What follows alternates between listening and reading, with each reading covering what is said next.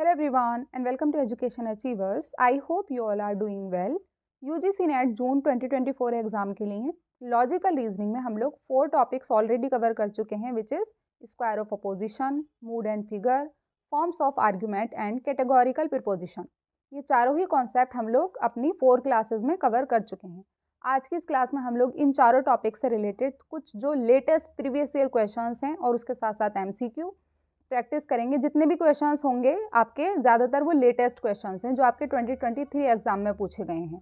तो आज की क्लास आप सभी लोगों के लिए बहुत ही इंपॉर्टेंट होने वाली है और क्वेश्चंस को प्रैक्टिस करने के साथ साथ हम उसके आसपास का जो कॉन्सेप्ट है उसको भी अच्छे से रिवाइज करेंगे, ताकि ये चारों ही टॉपिक्स आपके अच्छे से रिवाइज भी हो जाएं। तो अगर आप लोगों ने ये क्लासेस नहीं देखी हैं तो मैं नीचे LR फॉर जून 2024 एग्जाम के नाम से मैंने प्लेलिस्ट बना दी है, मैं उसका लिंक आप लोगों को प्रोवाइड कर दूंगी। आप लोग वहाँ से जाकर इन टॉपिक्स को कवर कर लेना। अगर अभी तक नहीं पढ़ा है इन टॉपिक्स को तो पहले आप उन क्लासेस को देखना एंड देन इन क्वेश्चंस को प्रैक्टिस करना। तो उससे आपको ये क्वेश्चंस टफ भी नहीं लगेंगे और आपकी एक तरीके से रिवीजन भी हो जाएगा और क्वेश्चंस की प्रैक्टिस भी हो जाएगी। Okay, and this is something about me. आप लोग टेलीग्राम ग्रुप भी ज्वाइन कर सकते हो। मैं वहाँ पर आप लोगों को क्लासेस का लिंक एंड जो भी इंपॉर्टेंट अपडेट्स होती हैं आपके एग्जाम से रिलेटेड या फिर जॉब वैकेंसी से रिलेटेड, वो मैं आपको वहाँ पर शेयर करती रहती हूँ। एंड अगर आज की वीडियो आपको थोड़ी सी भी हेल्पफुल लगती है तो प्लीज़ चैनल को ज़रूर सब्सक्राइब कर देना, साथ ही बेल आइकॉन भी प्रेस कर देना, ताकि आगे हम जो भी क्लास करने वाले हैं उन सारी ही क्लासेस का नोटिफिकेशन आपको टाइम पर मिल सके। Okay, without wasting time start करते हैं अपने आज के फर्स्ट क्वेश्चन से। Which of the following statements are correct with regard to the truth and validity in logical reasoning, select the correct code from the below. यहाँ पर आपसे ये कहा गया है कि जो ट्रूथ एंड वैलिडिटी का कॉन्सेप्ट है लॉजिकल रीजनिंग में, वो इन चारों में से किससे रिलेटेड होगा, या फिर इन चारों में से कौन सा जो ऑप्शन है वो करेक्ट होगा। Truth and falsity are attributes of individual preposition, validity and invalidity are attributes of individual preposition, truth and falsity are attributes of argument, या फिर validity and invalidity are attributes of argument. ये question आप लोगों को tough लग सकता है। इसी टाइप का एक और क्वेश्चन मैं आप लोगों को दिखाती हूँ। What is the nature of a logical argument? Choose the correct answer from the following. जो आर्ग्यूमेंट है उसका नेचर क्या होगा, जस्टिफाइड और इनजस्टिफाइड होगा, ट्रू और फॉल्स होगा, वैलिड या इनवैलिड होगा, या फिर वेरीफिएबल और नॉट वेरीफिएबल होगा। ये आपका दिसंबर 2023 एग्जाम में पूछा गया क्वेश्चन है।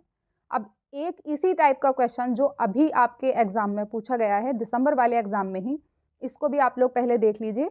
ये तीनों ही क्वेश्चंस कहीं ना कहीं सेम कॉन्सेप्ट से रिलेटेड हैं और तीनों ही क्वेश्चंस आपके दिसंबर 2023 एग्जाम में पूछे गए हैं। तो इन तीनों क्वेश्चंस को आप लोग पहले ध्यान से देख लीजिए और उसके बाद मैं पहले आपको कॉन्सेप्ट समझाऊंगी और उसके बाद आप इन तीनों क्वेश्चंस को खुद से बिल्कुल करेक्ट आंसर करोगे। तो ये क्वेश्चन है स्टेटमेंट बेस्ड। यहाँ पर कहा गया है concept of validity can not be applied to single proposition. जो वैलिडिटी का कॉन्सेप्ट है वो हम सिंगल प्रीपोजिशन पर अप्लाई नहीं कर सकते। क्या ये सही बात है? सेकेंड स्टेटमेंट कहता है the concept of truth can not be applied to argument. जो ट्रूथ का कॉन्सेप्ट है वो हम आर्ग्यूमेंट पर अप्लाई नहीं कर सकते। अब इसमें आपको बताना है कौन सा स्टेटमेंट करेक्ट होगा और कौन सा स्टेटमेंट इनकरेक्ट होगा। इन तीनों क्वेश्चंस को आपने ध्यान से पढ़ लिया। अब मैं आपको पहले इसका कॉन्सेप्ट समझा देती हूँ, उसके बाद आप खुद बता सकते हो कि इन तीनों क्वेश्चंस का करेक्ट आंसर क्या होगा। वैलिडिटी ऑफ आर्ग्यूमेंट में हमने डिस्कस किया था कि एक होता है डिडक्टिव आर्ग्यूमेंट, एक होता है इंडक्टिव आर्ग्यूमेंट, एक एब्डक्टिव आर्ग्यूमेंट भी होता है, लेकिन उसको हम अभी डिस्कस नहीं करेंगे, उसको हमने आर्ग्यूमेंट वाली क्लास में डिस्कस किया था। डिडक्टिव जो आर्ग्यूमेंट होता है, यानी आर्ग्यूमेंट का जो स्ट्रक्चर होता है, आर्ग्यूमेंट या तो वैलिड हो सकता है या इनवैलिड हो सकता है। और जो इंडक्टिव आर्ग्यूमेंट होता है उसको हम वैलिड या इनवैलिड ना कहकर हम क्या कहते हैं, या तो स्ट्रॉन्ग होगा या फिर वीक। इतनी बात हो गई। उसके बाद जो मेन पॉइंट है जो आपको समझना है वो ये कि no argument can be true और फॉल्स। कोई भी आर्ग्यूमेंट ट्रू या फॉल्स नहीं हो सकता। अब इसका क्या मतलब हुआ? मैंने आपको बताया था आर्ग्यूमेंट का जो स्ट्रक्चर होता है वो कैसा होता है, PPC, यानी कि प्रीमाइस 1, प्रीमाइस 2 और उसके बेस पर हम देते हैं कोई कंक्लूजन। मान लीजिए ये एक एग्जाम्पल है। प्रीमाइस 1 है poets are honest. Poets honest होते हैं। Mohan is a poet, Mohan एक पोइट है। इन दोनों प्रीमाइसेस के बेस पर हम एक कंक्लूजन पर पहुंचते हैं, मोहन इज ऑनेस्ट, कि मोहन ऑनेस्ट है।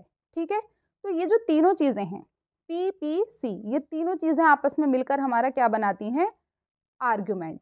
ठीक है, ये तीनों चीजें मिलकर बनाती हैं आर्ग्यूमेंट। आर्ग्यूमेंट या तो वैलिड होगा या इनवैलिड होगा, कभी भी ट्रू या फॉल्स नहीं होगा।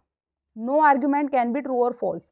पीपीसी यानी कि ये तीनों चीज़ें मिलकर जो आर्ग्यूमेंट बना रही हैं, आर्ग्यूमेंट का ये स्ट्रक्चर होता है। तो आर्ग्यूमेंट कभी भी ट्रू या फॉल्स नहीं हो सकता। ट्रू या फॉल्स क्या होता है? ट्रू या फॉल्स होते हैं हमारे ये पर्टिकुलर प्रीमाइसेस। प्रीमाइस 1 या तो ट्रू होगा या फॉल्स होगा, प्रीमाइस 2 या तो ट्रू होगा या फॉल्स होगा। यानी कि ट्रूथ एंड फॉल्सिटी का जो कॉन्सेप्ट है वो एक पर्टिकुलर स्टेटमेंट से जुड़ा हुआ होता है। यानी कि प्रीमाइस 1 में ट्रूथ या फिर फॉल्सिटी का कॉन्सेप्ट होता है, प्रीमाइस 2 में भी होगा और कंक्लूजन भी या तो ट्रू होगा या फॉल्स होगा।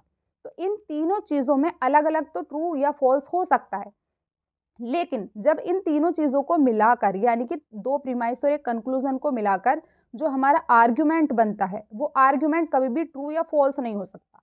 वो आर्ग्यूमेंट या तो होगा वैलिड या फिर होगा इनवैलिड। प्रीमाइसेस पर्टिकुलर ट्रू या फॉल्स हो सकती हैं, कंक्लूजन ट्रू या फॉल्स हो सकता है, लेकिन आर्ग्यूमेंट या तो वैलिड कहलाएगा आपका या इनवैलिड। आर्ग्यूमेंट कभी भी ट्रू या फॉल्स नहीं कहलाएगा। बस इतनी सी बात जो है जो आपको समझनी है। अब हम क्वेश्चंस देखते हैं, वही वाला क्वेश्चन, फर्स्ट क्वेश्चन कि which of the following statements are correct with regard to the truth and falsity, truth and validity in logical reasoning. अब देखो वन बाय वन हम सारे ऑप्शंस को पढ़ेंगे। Truth and falsity are attributes of individual proposition. क्या मैंने आपको ये बताया अभी कि ट्रू या फॉल्स ये किससे रिलेटेड होता है, ये किसका एट्रीब्यूट होता है? इंडिविजुअल प्रीपोजिशन का। यही चीज़ मैंने आपको अभी बताई कि बिल्कुल सही बात है।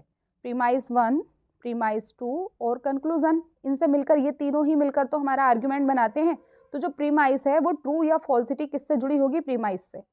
प्रीमाइस 1, प्रीमाइस 2, कंक्लूजन, तो ये इंडिविजुअल प्रीपोजिशन से रिलेटेड है। ट्रूथ एंड फॉल्सिटी, करेक्ट बात।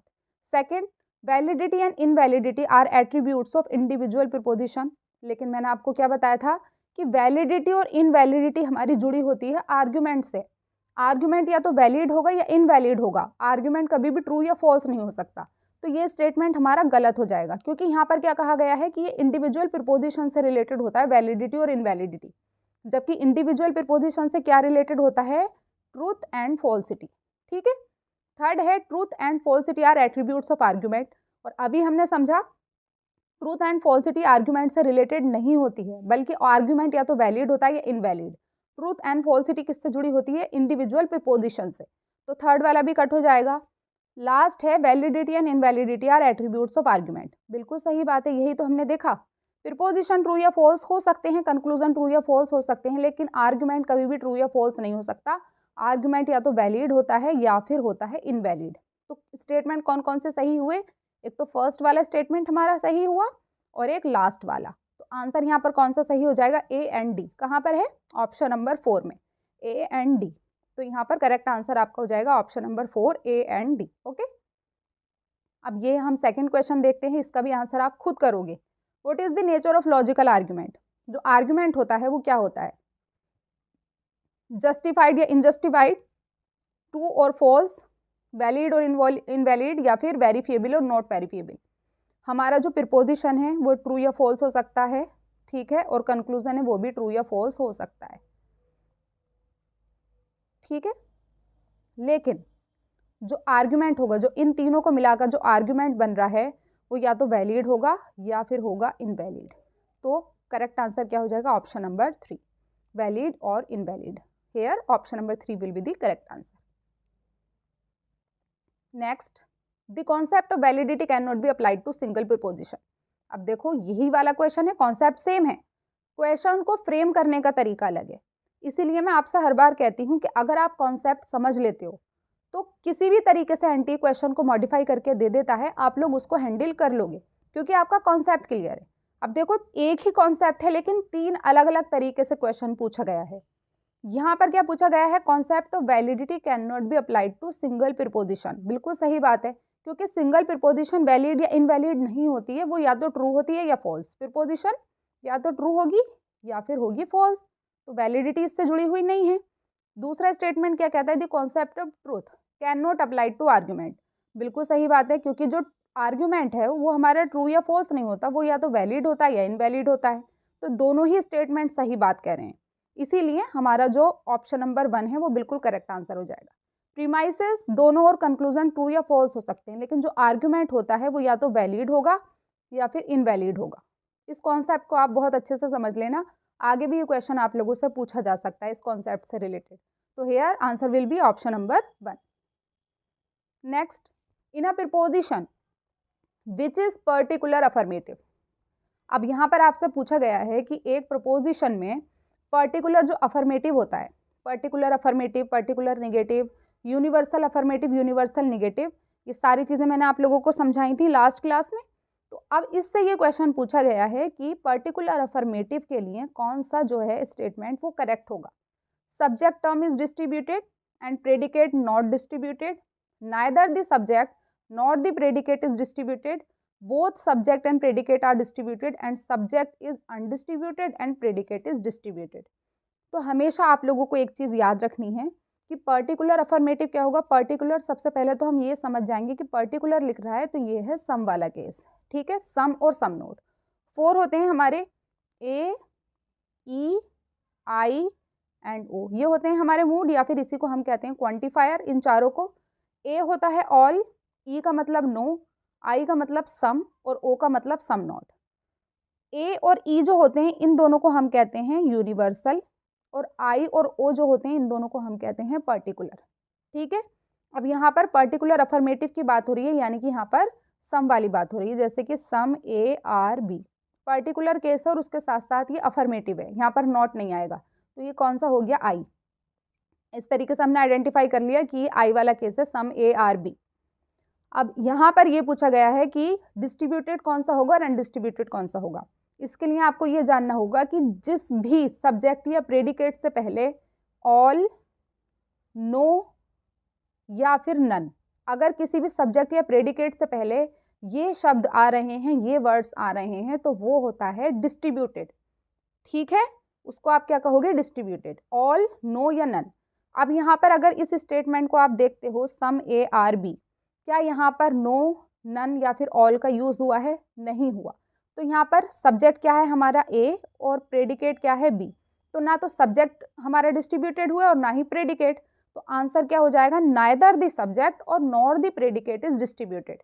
क्योंकि डिस्ट्रीब्यूटेड कौन से होंगे, जिन सब्जेक्ट या प्रेडिकेट से पहले ऑल, जैसे कि यहाँ पर सम की जगह अगर ऑल लिखा हुआ होता तो ए क्या हो जाता हमारा, डिस्ट्रीब्यूटेड, तो हम ये कह सकते थे कि हमारा सब्जेक्ट क्या है, डिस्ट्रीब्यूटेड है। लेकिन यहाँ पर ना तो ऑल, नो, नन किसी भी का भी यूज़ नहीं हुआ है, यानी हमारे यहाँ पर सब्जेक्ट और प्रेडिकेट दोनों ही क्या हैं, अनडिस्ट्रीब्यूटेड, ठीक है। डिस्ट्रीब्यूटेड कब होते हैं, जब ऑल, नो या नन का यूज़ होता। तो neither the subject and nor the predicate is distributed. Correct answer क्या हो जाएगा, option number 2 will be the correct answer, neither the subject nor the predicate is distributed.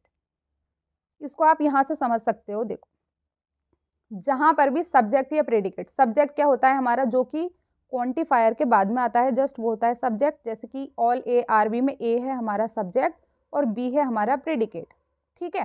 तो जिस भी सब्जेक्ट या प्रेडिकेट से पहले ऑल, नो या नॉट इनका यूज़ होगा तो उसको हम कहेंगे डिस्ट्रीब्यूटेड, और जो सम वाला केस होगा जिसके स्टार्टिंग में सम आ रहा है उसको हम कहेंगे अनडिस्ट्रीब्यूटेड, ठीक है। इतनी चीज़ समझ में आ गई।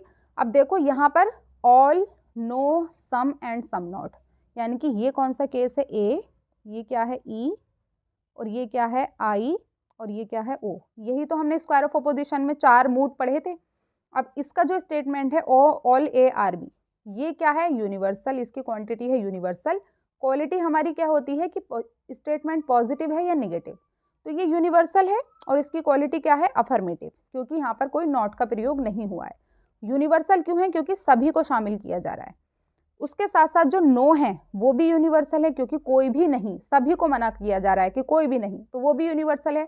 क्वालिटी क्या है, क्योंकि नो निगेटिव स्टेटमेंट है तो ये इसकी क्वालिटी हो जाएगी निगेटिव।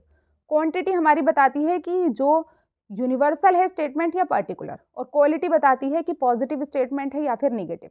तो ऑल एंड नो, यानी कि ए और ई जो होंगे ये दोनों होंगे यूनिवर्सल, और आई और ओ जो होंगे ये दोनों होंगे particular, okay. Some A are B क्या होगा, अफर्मेटिव, और some A are not B क्या होगा, निगेटिव। क्वालिटी और क्वांटिटी समझ आ गई है आपको ए ई आई ओ से रिलेटेड। उसके बाद देखो अब हम आते हैं डिस्ट्रीब्यूटेड पे, जो हमने कॉन्सेप्ट अभी समझा। इस कॉन्सेप्ट को मैं आगे भी आपको समझाऊंगी, फैलेसीज वाले कॉन्सेप्ट में भी हम लोग इसको अच्छे से अंडरस्टैंड करेंगे। अभी हम क्वेश्चंस प्रैक्टिस कर रहे हैं तो आपको पता होना चाहिए कि किसी भी क्वेश्चन से रिलेटेड जो कॉन्सेप्ट है वो क्या है, ठीक है? क्योंकि क्वेश्चंस को प्रैक्टिस करना ये नहीं है कि आपने क्वेश्चन देखा और उसका आंसर देख लिया कि इसका आंसर ये होगा, एग्जाम में याद ही नहीं रह सकता।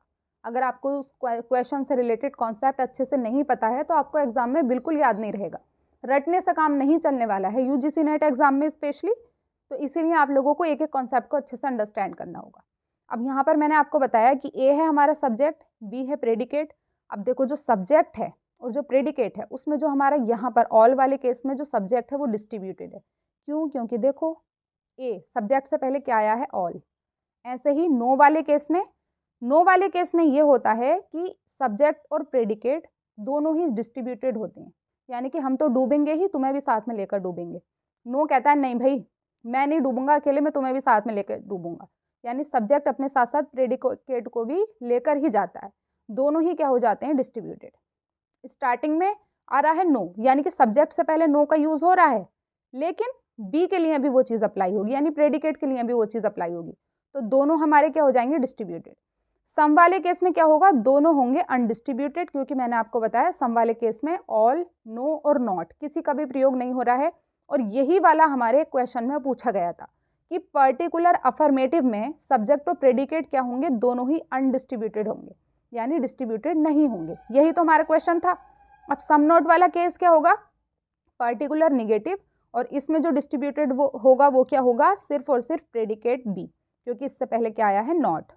क्योंकि ऑल, नो, नोट जिससे भी पहले आएंगे वो होता है हमारा डिस्ट्रीब्यूटेड। अब ए से पहले तो नॉट या ऑल या नो आया नहीं है, तो ये हो जाएगा अनडिस्ट्रीब्यूटेड, और बी से पहले नॉट का प्रयोग हुआ है, यानी प्रेडिकेट से पहले नॉट का प्रयोग हुआ है, तो ये हो जाएगा हमारा डिस्ट्रीब्यूटेड। ओके, बस इतनी सी चीज़ आपको अच्छे से अंडरस्टैंड करनी है, रटना नहीं है, सिर्फ समझना है। क्या समझना है? कि डिस्ट्रीब्यूटेड क्या होता है, अनडिस्ट्रीब्यूटेड क्या होता है। याद रखने वाली बात क्या है कि नो वाले केस में दोनों ही डिस्ट्रीब्यूटेड होते हैं। Okay, I hope you understand. आगे बढ़ते हैं। In the statement no dogs are reptiles which terms are distributed. अब देखो, अगर आपने मेरी बात अच्छे से समझी है ना, तो आप इस क्वेश्चन का आंसर आराम से कर दोगे। यहाँ पर आपसे क्या स्टेटमेंट दिया गया है? No dogs are reptiles. कौन सा केस है? नो वाला। नो यानी कि कौन सा केस है? ई वाला। ई नो से याद किया था ना हमने, ई वाला केस है यानी कि नो, ई नो। अब यहाँ पर ये पूछा गया है कि कौन सा जो टर्म है वो डिस्ट्रीब्यूटेड होगा। डिस्ट्रीब्यूटेड क्या होता है? जिससे पहले ऑल, नो या फिर नॉट का प्रयोग होता है, जिस भी सब्जेक्ट या प्रेडिकेट से पहले। यहाँ पर सब्जेक्ट क्या है? डॉग्स, और रेप्टाइल्स क्या है? हमारा प्रेडिकेट। ठीक है। नो वाले केस में मैंने आपको बताया कि सब्जेक्ट और प्रेडिकेट दोनों ही डिस्ट्रीब्यूटेड होते हैं, क्योंकि नो क्या कहता है कि मैं तो डूबूंगा ही, तुम्हें भी अपने साथ लेकर डूबूंगा, तो सब्जेक्ट और प्रेडिकेट दोनों ही क्या होते हैं? डिस्ट्रीब्यूटेड। ठीक है, तो यहाँ पर सही आंसर क्या हो जाएगा? Both subject and predicate terms are distributed. Subject यानी डॉग्स, प्रेडिकेट यानी रेप्टाइल्स, और इससे पहले नो आया है, तो ये इन दोनों पर ही अप्लाई हो जाएगा और दोनों ही क्या हो जाएंगे? हमारे distributed. Okay, both subject and predicate terms are distributed. In the figure of categorical syllogism quantity and quality of a proposition determine. इसी तरीके से क्वेश्चन आपके एग्जाम में पूछे जाएंगे, इसलिए आप लोगों को अच्छे से कॉन्सेप्ट को समझना है। अगर एक बार में समझ नहीं आता तो आप दोबारा से देखिए इस वीडियो को, मगर कॉन्सेप्ट को अच्छे से अंडरस्टैंड कीजिए और अपने खुद से सेल्फ नोट्स बनाइए, तभी आपका एग्जाम क्वालिफाई हो सकता है। ओके, तो यहाँ पर क्या कहा गया है? इन the figure of categorical syllogism quantity and quality of a proposition determine. Quantity और क्वालिटी क्या बताती है? किसी भी प्रीपोजिशन का वैलिडिटी बताती है, मूड बताती है, फिगर या फिर फैलेसी। तो सबसे पहले तो क्वालिटी और क्वांटिटी, जो कि मैंने बिल्कुल अभी आपको बताया। 4 टर्म्स होते हैं हमारे, ए, ई, आई एंड ओ, जिसको हम स्क्वायर ऑफ अपोजिशन में भी पढ़ते हैं, मूड एंड फिगर में भी पढ़ते हैं। ये 4 ही टर्म्स आपके हर जगह यूज होते हैं। आप कोई भी किसी से भी बात करोगे, या तो आप सभी को शामिल करोगे या आप किसी को भी शामिल नहीं करोगे। ठीक है, या फिर आप कुछ लोगों की बात कहोगे या फिर आप कुछ लोगों की बात नहीं करोगे। आप अपनी लाइफ में जो भी बात करते हो ना, इन चारों ही स्टेटमेंट से रिलेटेड होती है, या तो ऑल या नो या फिर सम या फिर सम नॉट। ठीक है, तो ये जो होते हैं क्वालिटी और क्वांटिटी क्या होती है? क्वांटिटी होती है कि ये ऑल, ये सभी को शामिल कर रहा है, तो इस ऑल क्या हुआ? इसकी क्वांटिटी। ई क्या हुआ? नो, इसकी क्वांटिटी। ठीक है, और आई का क्या मतलब है और ओ का क्या मतलब है? ये दोनों सम से रिलेटेड हैं, तो ये क्या हुई? इनकी क्वांटिटी, कि यहाँ पर सबकी बात की जा रही है, यहाँ पर किसी की बात नहीं की जा रही है, और सम में कुछ लोगों की बात की जा रही है। क्वांटिटी बता दी। उसके साथ साथ क्वालिटी क्या होती है कि स्टेटमेंट पॉजिटिव है या निगेटिव। ऑल है पॉजिटिव, नो क्या है निगेटिव, सम है पॉजिटिव, और सम नॉट क्या होता है, सम नॉट होता है हमारा निगेटिव। तो क्वालिटी और क्वांटिटी ये दोनों चीजें कौन बताता है, AEIO, जिसको हम क्या कहते हैं, मूड ऑफ द सिलोजिज्म। इसलिए यहाँ पर आपका करेक्ट आंसर क्या हो जाएगा, मूड ऑफ द सिलोजिज्म, क्योंकि मैंने आपको बताया था कि AEI&O ये चारों क्या होते हैं, मूड किसी भी सिलोजिज्म का, जो कि हमने लास्ट क्लास में अच्छे से समझा था। तो here the correct answer will B mood of the syllogism. Next, which of the following refers to an attribute of every categorical preposition which is determined by whether the preposition affirms or denies class inclusion? यहाँ पर देखो आपसे ये कहा गया है, बहुत ही simple question है, सिर्फ और सिर्फ लैंग्वेज को टफ बनाया गया है। यहाँ पर क्या कहा गया है कि इनमें से कौन सा रिफर करता है attribute of every categorical preposition which is determined by preposition affirms और डिनाइज। यहाँ पर कीवर्ड क्या है, अफर्म्स, कि किसी भी बात को अफर्म किया जा रहा है, उसकी पुष्टि की जा रही है या फिर उससे इनकार किया जा रहा है। यानी यहाँ साफ साफ ये कहा गया है कि जो स्टेटमेंट पॉजिटिव है या फिर निगेटिव है, ठीक है, और स्टेटमेंट का पॉजिटिव या प्रीपोजिशन का पॉजिटिव या निगेटिव होना क्या कहलाता है, अभी मैंने आपको बताया था क्वालिटी। ऑल ये क्या बता रहा है, क्वांटिटी, और क्योंकि ये पॉजिटिव है तो ये क्या हुआ, इसकी क्वालिटी। ऐसे ही नो क्या बता रहा है, कोई भी नहीं, क्वांटिटी, लेकिन क्योंकि ये निगेटिव है तो निगेटिव क्या हुआ, इसकी क्वालिटी। तो अफर्म करना किसी भी बात को कि या तो आप हाँ या ना, दो ही चीज़ें तो करोगे। ऑल में आप हाँ कर रहे हो, अफर्म कर रहे हो, डिनाइज यानी कि नो मना कर रहे हो, आप इनकार कर रहे हो। तो ये किससे रिलेटेड हुआ, हमारा क्वालिटी से रिलेटेड, कि स्टेटमेंट पॉजिटिव है या निगेटिव, फिर पोजिशन अफर्म कर रही है या डिनाई कर रही है। तो यहाँ पर करेक्ट आंसर क्या हो जाएगा, option number 1 quality. Next, which of the following statements are so related that they can not both be true although both may be false. अब ये आपका स्क्वायर ऑफ अपोजिशन से रिलेटेड है। इसके लिए मैंने आपको क्या बताया था कि सबसे पहले जहाँ पर भी आप लोग स्क्वायर ऑफ अपोजिशन का क्वेश्चन देखते हो, वहाँ पर ये वाला क्रॉस वाला डायग्राम बना लीजिए, AEI&O, ये हमने ड्रॉ कर लिया। अब यहाँ पर देखो क्या कहा गया है कि दो स्टेटमेंट हैं, साथ में ट्रू नहीं हो सकते, can not be true although both may be false, लेकिन साथ में फॉल्स हो सकते हैं। तो हमने स्क्वायर ऑफ अपोजिशन में क्या समझा था कि सिर्फ और सिर्फ दो जो प्रीपोजिशन होते हैं, एक तो ऑल वाला केस और एक नो वाला केस, ये दोनों आपस में होते हैं कॉन्ट्रेरी। और जो आपस में कॉन्ट्रेरी होते हैं यानी कि ए और ई, ए मतलब ऑल, ई मतलब नो, ये दोनों आपस में कॉन्ट्रेरी होते हैं, ये दोनों साथ में कभी भी ट्रू नहीं हो सकते। अगर एक सही है तो दूसरा फॉल्स होगा। जैसा आप कह रहे हो कि सारी ही सब्जियां अच्छी हैं, ऑल वेजिटेबल्स आर फ्रेश कह सकते हो, ऑल वेजिटेबल्स आर फ्रेश। तो क्या आप ये भी इससे कंक्लूजन ड्रॉ कर सकते हो, या आप ये बात भी सही कर सकते हो कि कोई भी सब्जी अच्छी नहीं है, कोई भी सब्जी ताज़ा नहीं है, नो वेजिटेबल्स आर फ्रेश। तो ये दोनों आपस में कॉन्ट्राडिक्ट करेंगे एक दूसरे को, तो एक ट्रू होगा तो दूसरा 100% फॉल्स होगा। तो ये दोनों साथ में ट्रू नहीं हो सकते, लेकिन साथ में फॉल्स हो सकते हैं। तो यहाँ पर क्या हो जाएगा, ऑल यानी कि ये वाला केस, और नो यानी कि no fungi are living beings. A और ई से हम पहचान कर लेंगे कि ये दोनों कॉन्ट्रेरी होते हैं, ए यानी कि ऑल और ई यानी कि नो। देखते ही हमारा आंसर आ जाएगा ए एंड बी ओनली। मैं आपको एक्सप्लेन कर रही हूँ इसलिए थोड़ा टाइम लग रहा है, लेकिन अगर आप लोगों ने स्क्वायर ऑफ अपोजिशन वाली क्लास देखी थी तो आप देखते ही इस टाइप के क्वेश्चंस का आंसर आराम से कर सकते हो, कोई आपकी गलती नहीं होगी, ठीक है। तो यहाँ पर करेक्ट आंसर हो जाएगा option number C, A and B only, all और नो वाला केस यहाँ पर लग जाएगा। अब इसको मैं एक बार एक्सप्लेन कर देती हूँ ताकि आपका थोड़ा सा रिवाइज हो जाए। A, E, I and O, square of opposition में ये 4 टर्म्स होते हैं। ए का मतलब होता है एवरी या फिर ऑल, ई का मतलब होता है नो, आई का मतलब होता है सम, जो कि हमने मछली पानी में समाई से याद किया था, सम आई समाई, ठीक है, और ओ होता है सम नॉट। अब यहाँ पर जो ए और ओ होते हैं ये हमेशा एक दूसरे के उल्टा बात करेंगे। अगर ये ट्रू है तो ये फॉल्स होगा, और अगर ये फॉल्स है तो ये होगा ट्रू।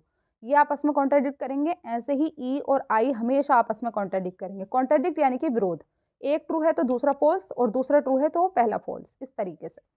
और जो हमारा ए और ई होता है ये होते हैं कॉन्ट्रेरी, जो आपके क्वेश्चन में पूछा गया था।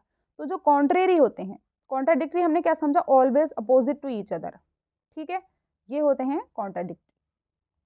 उसके बाद आता है हमारा कॉन्ट्रेरी। कॉन्ट्रेरी के बारे में क्या लिखा हुआ है, कॉन्ट्रेरी के बारे में लिखा हुआ है can not be true together but can be false together. ये दोनों साथ में कभी भी ट्रू नहीं हो सकते, ए और ई, लेकिन साथ में क्या हो सकते हैं, फॉल्स हो सकते हैं। उसके बाद आता है सब कॉन्ट्रेरी। सब कॉन्ट्रेरी सीधा उल्टा होता है कॉन्ट्रेरी का, ये जो सब कॉन्ट्रेरी है सीधा इसका उल्टा होता है। यहाँ पर ये दोनों साथ में ट्रू नहीं हो सकते थे, साथ में फॉल्स हो सकते थे, लेकिन सब कॉन्ट्रेरी के केस में इसका उल्टा हो जाएगा। ये दोनों साथ में ट्रू तो हो सकते हैं, ठीक है, can be true together but can not be false together. Contrary का सीधा उल्टा कर दीजिए सब कॉन्ट्रेरी में। उसके बाद आता है सबएल्टर्न। सबएल्टर्न क्या होता है, ऊपर से नीचे का रिलेशन, ए और आई का रिलेशन, ई एंड ओ का रिलेशन। इसमें क्या फॉलो हुआ होता है rule, truth downward but false upward. Truth downward का क्या मतलब है कि अगर हमारा ऊपर वाला ट्रू है यानी कि ए, ऑल वाला केस अगर ट्रू है तो नीचे वाला भी क्या हो जाएगा, ट्रू, ट्रूथ डाउनवर्ड। और फॉल्स अपवर्ड का क्या मतलब है कि अगर नीचे वाला सम नॉट या फिर नीचे वाला सम अगर फॉल्स है तो ऊपर वाला भी क्या हो जाएगा, फॉल्स। तो ट्रूथ होता है डाउनवर्ड और फॉल्स होता है अपवर्ड। ये किस पर अप्लाई होता है, सबएल्टर्न पर।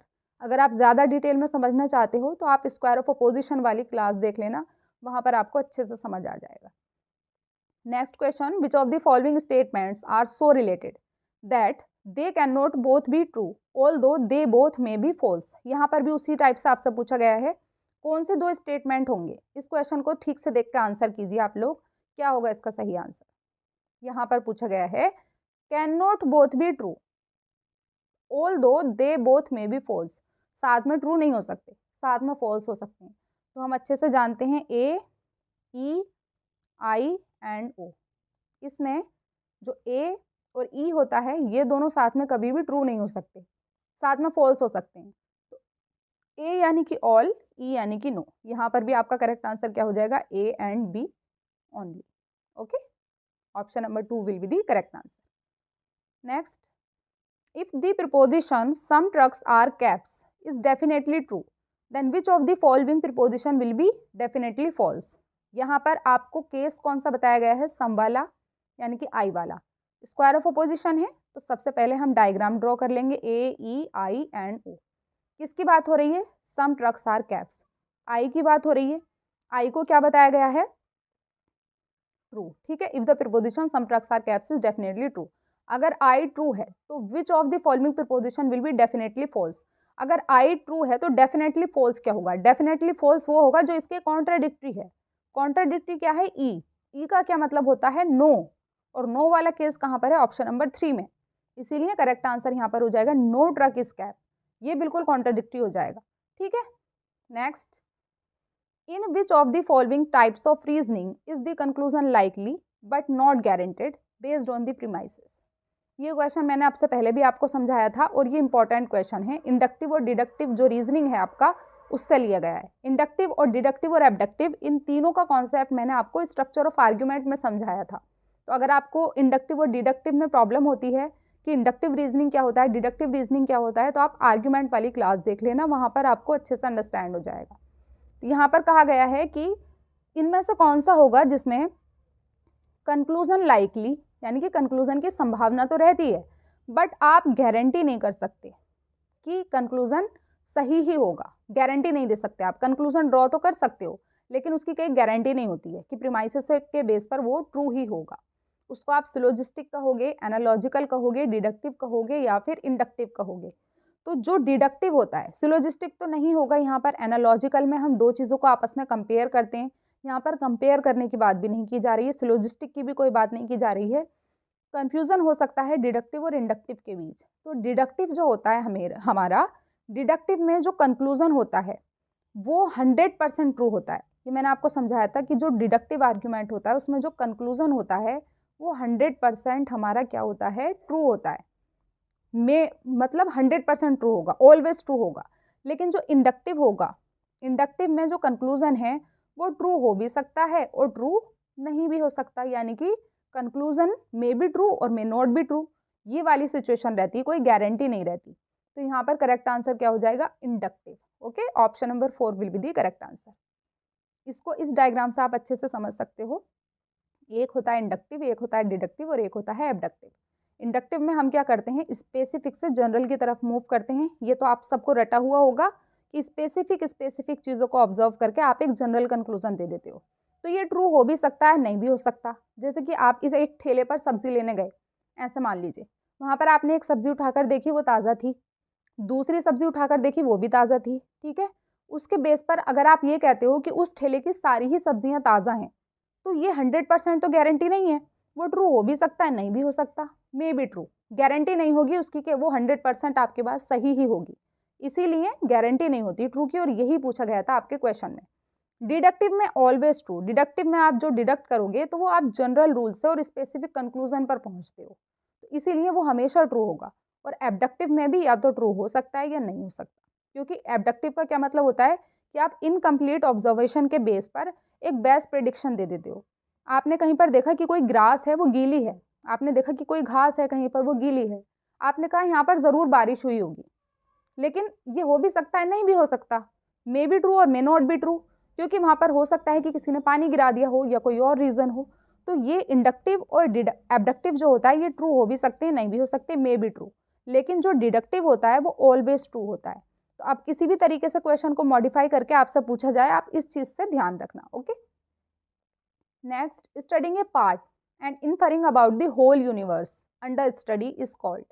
यहाँ पर आपसे पूछा गया है साफ साफ कि होल से और पार्ट की तरफ, नहीं, पार्ट से होल की तरफ, आप पार्ट से और होल की तरफ अगर मूव कर रहे हो तो वो क्या होगा आपका, inductive logic, deductive logic, subjective logic या फिर सैंपल लॉजिक। तो देखो सैंपल लॉजिक तो कुछ होता नहीं है, ये कट जाएगा। सब्जेक्टिव लॉजिक, हम लॉजिकल रीजनिंग में सब्जेक्टिव की बात नहीं करते हैं, हम कहीं ना कहीं ऑब्जेक्टिविटी की बात करते हैं, तो ये भी कट हो जाएगा। कंफ्यूजन बचता है इंडक्टिव और डिडक्टिव के बीच।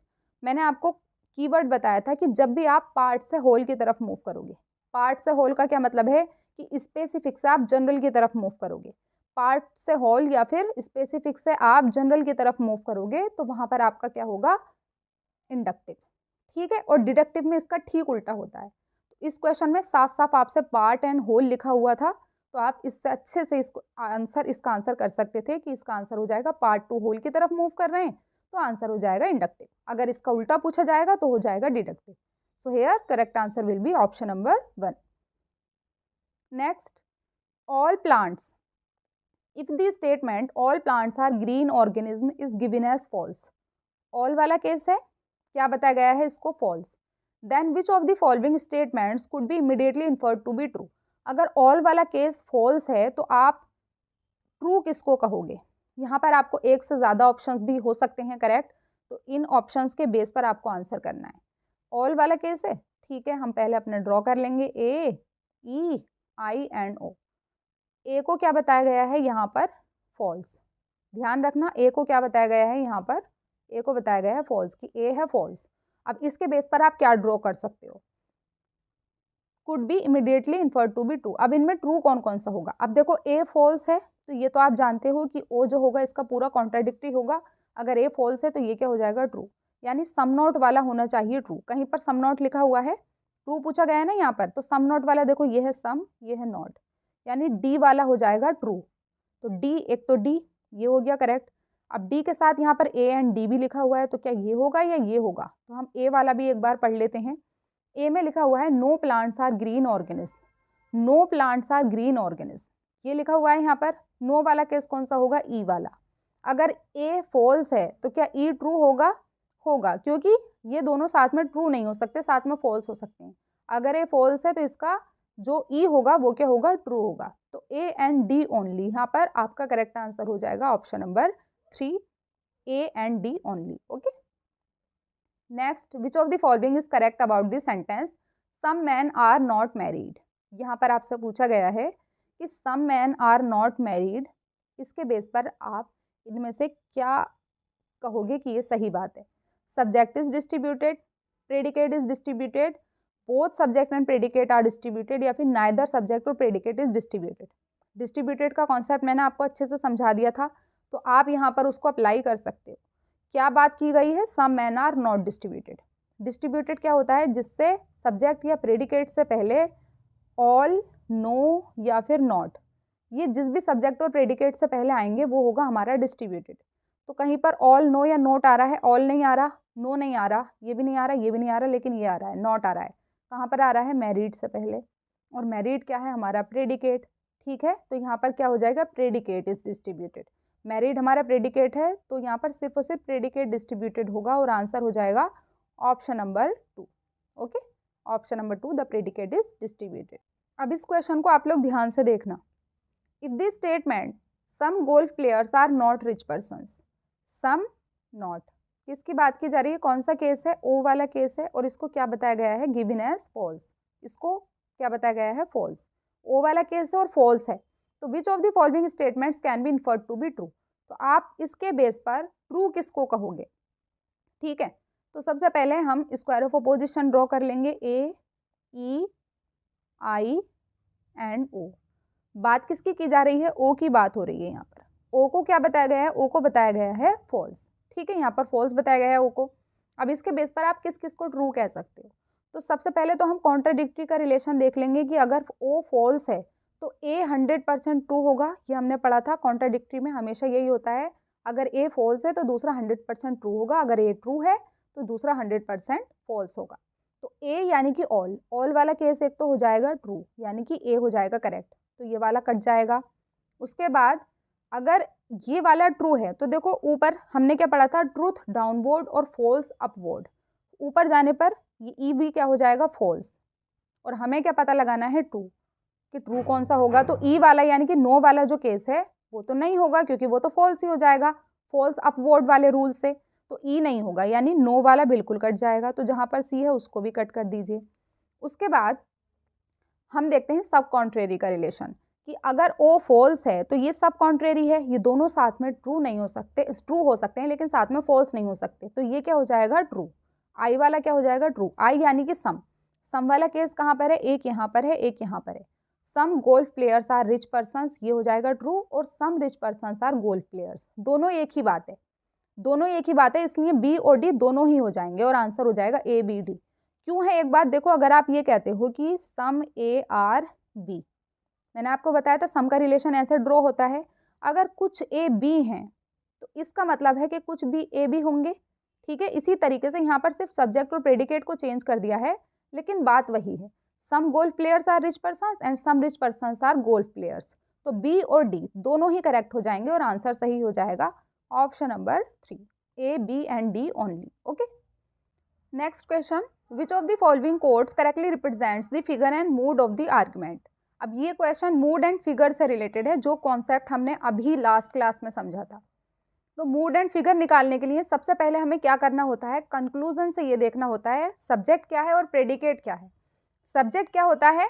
जो कि हमारे मूड के बाद आता है, यानी क्वांटिफायर के बाद आता है। ये नो क्या हुआ? क्वांटिफायर। इसके बाद जो आ रहा है वन एमंग अस, ये क्या हुआ? सब्जेक्ट। और सब्जेक्ट को ही हम क्या कहते हैं? Minor term, M. ओके, और लास्ट में जो होता है वो होता है प्रेडिकेट, और प्रेडिकेट को क्या कहते हैं? Major term. और जो कंक्लूजन में एब्सेंट होगा और दोनों प्रीमाइसेस में प्रेजेंट होगा वो क्या होता है? Middle term. तो यहाँ पर करप्ट क्या हुआ? Middle term. तीनों चीज़ें फाइंड आउट करने के बाद हम ये देखते हैं कि जो माइनर टर्म है वो जिस प्रीमाइस में होगा वो होगी माइनर प्रीमाइस। अब माइनर टर्म है वन एमंगस, और वन एमंगस ये लिखा हुआ है, तो ये होगी हमारी माइनर प्रीमाइस। और उसके बाद जो पॉलिटिशियन प्रेडिकेट है यानी मेजर टर्म है, वो किस प्रीमाइस में है? फर्स्ट प्रीमाइस में। तो फर्स्ट प्रीमाइस हो जाएगी मेजर प्रीमाइस।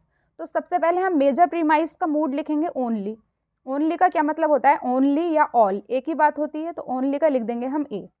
ऑल या फिर ओनली ये क्या होता है? ए, जैसे ए ई आई ओ हमने समझा था ना, उस तरीके से। उसके बाद हम माइनर प्रीमाइस का लिखेंगे नो। नो का क्या होगा? ई, ई नो से याद किया था हमने। और उसके बाद लास्ट में क्या लिखा हुआ है? नो फिर से, तो फिर हम कंक्लूजन का मूड लिख देंगे ई। मूड हो गया ए ई ई। अब इसके बाद हम देखेंगे फिगर। फिगर कैसा देखा जाता है? फिगर देखने के लिए हम देखते हैं पोजीशन मिडिल टर्म की। मिडिल टर्म की पोजीशन क्या है? ये रही लास्ट में। ठीक है, मिडिल टर्म की पोजीशन या तो यहाँ हो सकती है, यहाँ हो सकती है, या फिर यहाँ हो सकती है, ये है लास्ट में। अब मिडिल टर्म की पोजीशन के बेस पर हम कैसे फाइंड आउट करेंगे कि फिगर 1 होगा, 2 होगा, 3 या फिर 4? उसके लिए मैंने आपको बताया था कॉलर वाला एग्जाम्पल, कि अगर इस तरीके से है मिडिल टर्म की पोजीशन तो ये होगा 1, अगर लास्ट में है और सीधा है तो वो होगा 2, और ये देखो लास्ट में है और सीधा है ऊपर नीचे, तो ये क्या हो जाएगा? सेकंड। ठीक है, और इसीलिए इसका फिगर क्या हो जाएगा? 2। AEE2 कौन से ऑप्शन में है? 3 ऑप्शन में। अगर यही वाला करप्ट अगर यहाँ पर लिखा हुआ होता तो ये क्या हो जाता? 3, और अगर इस तरीके से होती इसकी पोजीशन, यानी यहाँ पर प्रेडिकेट होता, यहाँ पर सब्जेक्ट होता, तो इसकी पोजीशन ये हो जाती और ये हो जाता 4। बट अभी फिलहाल क्या होगा? ये सेकंड। तो AEE2 ये हो जाएगा इसका मूड एंड फिगर, और आंसर हो जाएगा ऑप्शन नंबर 3। इस एग्जाम्पल की हेल्प से आप लोग इजीली अंडरस्टैंड कर सकते हो कि मूड एंड फिगर को फाइंड आउट करने का सही तरीका क्या होता है। तो mood and figure find out करने के लिए इस एग्जाम्पल में लास्ट क्लास में थोड़ी सी मिस्टेक हो गई थी, तो मैं उसको भी यहाँ पर करेक्ट करूँगी, तो आप लोग उसको भी करेक्ट कर लेना कि मूड एंड फिगर में सबसे पहले हम कंक्लूजन देखते हैं। कंक्लूजन में जो सबसे पहले आता है वो होता है सब्जेक्ट, जिसको हम कहते हैं माइनर टर्म, और लास्ट में जो आता है वो होता है प्रेडिकेट, जिसको हम कहते हैं मेजर टर्म। और जो माइनर टर्म जिस प्रीमाइस में होता है उसको हम कहते हैं माइनर प्रीमाइस। जैसे कि बैट्स यहाँ पर है तो ये होगा माइनर प्रीमाइस। उसके बाद रॉकेट्स है हमारा मेजर टर्म, रॉकेट्स जहाँ पर होगा वो होगा मेजर स्टेटमेंट या मेजर प्रीमाइस। ओके, इतनी बात क्लियर हुई। अब उसके बाद ये हो गया माइनर स्टेटमेंट, ये हो गया मेजर स्टेटमेंट। मूड और फिगर निकालने के लिए सबसे पहले आपको क्या करना होगा कि इसको स्टैंडर्ड फॉर्म में लाना होगा। सबसे पहले आप सबसे ऊपर रखोगे मेजर स्टेटमेंट, और उसके बाद उसके नीचे आप रखोगे माइनर स्टेटमेंट। यानी इस माइनर स्टेटमेंट की जो पोजीशन है वो आपको यहाँ करनी होगी एग्जाम में। ये स्टैंडर्ड फॉर्म होती है कि सबसे ऊपर मेजर स्टेटमेंट, देन माइनर, उसके बाद कंक्लूजन। एक बार स्टैंडर्ड फॉर्म में रखने के बाद आप उसका मूड एंड फिगर दोनों फाइंड आउट करोगे। ये कन्फ्यूज़न आप अभी दूर कर लेना, एग्जाम में इस तरीके की कन्फ्यूजन्स आपको फेस करने पड़ सकते हैं। तो यहाँ पर आप सबसे पहले मेजर जो हमारा प्रीमाइस या स्टेटमेंट है उसका मूड क्या है? ए। ऑल का क्या हो जाएगा? ए। उसके बाद हमारा जो माइनर स्टेटमेंट है तो उसका क्या है? आई, सम यानी कि आई। ओके, और उसके बाद कंक्लूजन में भी सम है तो ये भी हो जाएगा आई। ये हो जाएगा इस एग्जाम्पल का मूड। ठीक है, उसके बाद फिगर के लिए हम क्या करेंगे? मिडिल टर्म की पोजीशन। मिडिल टर्म क्या होता है? जो दोनों स्टेटमेंट में प्रेजेंट होता है। बॉल्स क्या है इसकी पोजीशन? ऐसे। और हम कॉलर वाले एग्जाम्पल से अगर देखते हैं तो ये पोजीशन आ रही है ऐसे, यानी कि इसका फिगर हो जाएगा AII एंड 1। पहले क्या आ रही थी पोजीशन? ऐसे। तो अगर आप इसको स्टैंडर्ड फॉर्म में नहीं रखोगे तो इसका आप गलत कर सकते हो क्या? फिगर। ठीक है, जैसे कि मुझसे गलती हुई थी लास्ट क्लास में। तो ये चीज़ आपको ध्यान रखनी है, पहले आपको स्टैंडर्ड फॉर्म में रखना है, उसके बाद मूड एंड फिगर दोनों फाइंड आउट करने हैं। तो यहाँ आपका करेक्ट आंसर हो जाएगा AII एंड इसका फिगर हो जाएगा 1। Next, in which of the following prepositions both can be true simultaneously but can not be false simultaneously. यानी कि वो दो प्रीपोजिशन कौन सी होंगी या फिर वो क्या कहलाएंगी प्रीपोजिशन जो कि साथ में ट्रू तो हो सकती हैं बट साथ में फॉल्स नहीं हो सकती। तो अगर हम स्क्वायर ऑफ अपोजिशन का ड्रॉ करते हैं डायग्राम, तो AEIO में ये दोनों यानी जो कॉन्ट्रेरी होते हैं ये साथ में ट्रू नहीं हो सकते, साथ में फॉल्स हो सकते हैं। लेकिन यहाँ पर क्या लिख रहा है? जो साथ में ट्रू हो सकते हैं। साथ में ट्रू कौन से हो सकते हैं? I एंड O, और इन दोनों को हम क्या कहते हैं? सब कॉन्ट्रेरी। ये साथ में ट्रू तो हो सकते हैं लेकिन ये साथ में फॉल्स नहीं हो सकते। ये भी फॉल्स, ये भी फॉल्स, ऐसा नहीं हो सकता, लेकिन ये साथ में ट्रू हो सकते हैं, और इसी को हम क्या कहते हैं? सब कॉन्ट्रेरी। तो यहाँ पर करेक्ट आंसर क्या हो जाएगा? Option number 3 will be the correct answer, subcontrary. Next, the preposition some Indians are not religious is an example of. ये बहुत ईजी क्वेश्चन है, इसको आप बताइए कि ये यूनिवर्सल अफर्मेटिव होगा, सम इंडियंस आर रिलीजियस, या फिर यूनिवर्सल निगेटिव, पर्टिकुलर अफर्मेटिव, या फिर पर्टिकुलर निगेटिव। सम की बात हो रही है तो यूनिवर्सल तो नहीं होगा, पर्टिकुलर होगा, क्योंकि यूनिवर्सल क्या होता है? ऑल या फिर नो, लेकिन सम वाला क्या होता है? पर्टिकुलर। तो ठीक है, सम वाला है तो पर्टिकुलर, और क्योंकि यहाँ पर नोट आया है तो निगेटिव। आंसर क्या हो जाएगा? Particular negative. Option number 4 will be the correct answer. All the students cleared their examination and few students didn't clear their examination, this is an instance of. यहाँ पर एक तो बात हो रही है ऑल की और एक बात हो रही है फ्यू नॉट की। ठीक है, फ्यू आ जाए या सम आ जाए एक ही बात है, क्योंकि फ्यू का मतलब भी कुछ होता है और सम का मतलब भी होता है कुछ। तो फ्यू देखकर परेशान नहीं होना है। ठीक है, तो सबसे पहले आप क्या करोगे? जहाँ भी स्क्वायर ऑफ अपोजिशन का क्वेश्चन आपके सामने आ जाए, AEIO ड्रॉ कर लीजिए।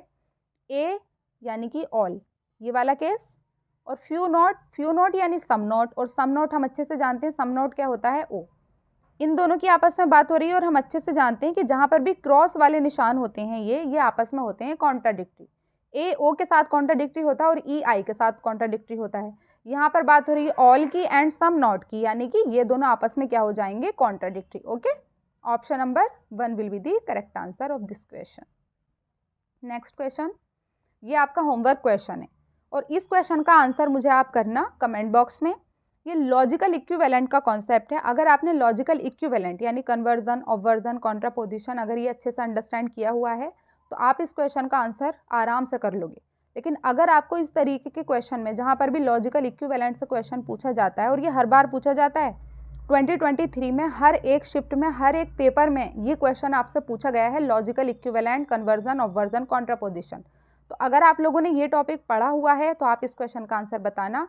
बट अगर आपको इस टाइप के क्वेश्चंस में प्रॉब्लम होती है तो आप बिल्कुल परेशान मत होना, बिकॉज आने वाली क्लासेस में मैं आपको ये टॉपिक बहुत ही अच्छे से समझाने वाली हूँ। हम लोग पहले भी डिस्कस कर चुके हैं लेकिन मैं एक बार और आपको समझा दूंगी ताकि आपको अच्छे से समझ आ जाए। ओके, एंड अगर आपको आज की ये वीडियो, आज के सारे ये क्वेश्चंस अच्छे से समझ आए हों, सारे कॉन्सेप्ट अच्छे से समझ आए हों, तो प्लीज़ वीडियो को लाइक करना, कमेंट सेक्शन में ज़रूर बताना आपको कैसी लगी आज की क्लास। अपने फ्रेंड्स के साथ भी ज़रूर शेयर करना ताकि ज़्यादा से ज़्यादा लोग इन क्लासेस का फ़ायदा उठा सकें। जो लोग भी यूजीसी नेट एग्ज़ाम की तैयारी कर रहे हैं, आप लोग अपने फ्रेंड्स को शेयर कर सकते हो। Okay, see you soon, thank you so much.